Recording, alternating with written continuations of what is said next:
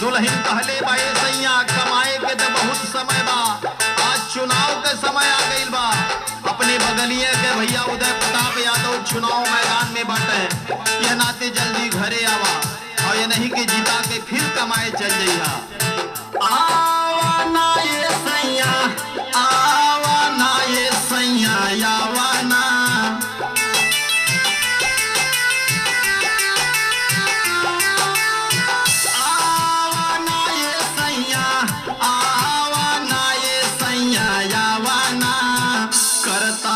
Phone बार बार सैया यावाना, करतानी phone बार बार सैया यावाना। ए सैया आज गांव में घरे घरे चर्चा होत बा कि सबसे ईमानदार और सबसे बढ़िया उदय प्रताप यादव बाटे, ये नहीं कि जितौले हम सबके विकास हुई। इतने निवेदन में जल्दी से घरे चली आई। फिर प्रधानी के चुनाव होता गांव में,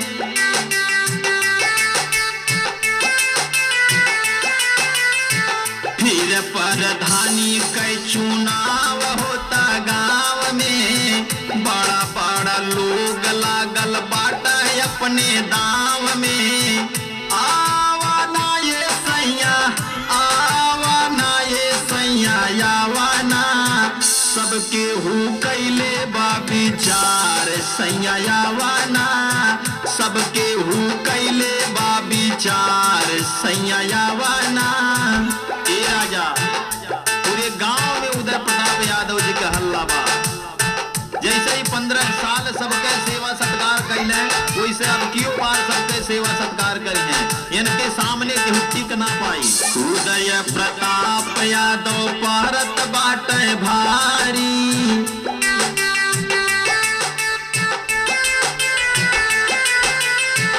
उदय प्रताप यादव परत बाटे भारी। इन्हीं के समर्थन दी है सगरो नर नारी। आवा ना ये सैया, आवा ना ये सैया, आवा ना। 15 साल कैले देख भाल सैया यावाना, 15 साल कैले देख भाल सैया यावाना।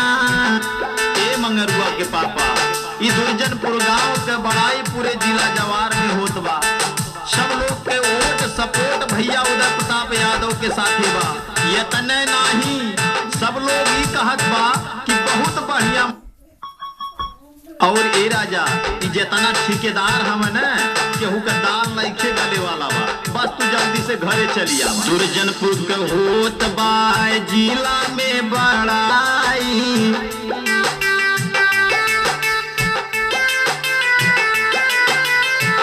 दुर्जनपुर के होत बा जिला में बड़ाई।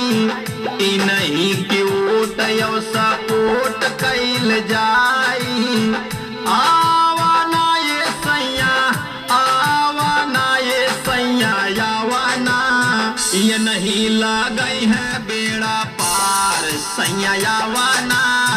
बिनवैया शोक बार बार सैया आवा ना।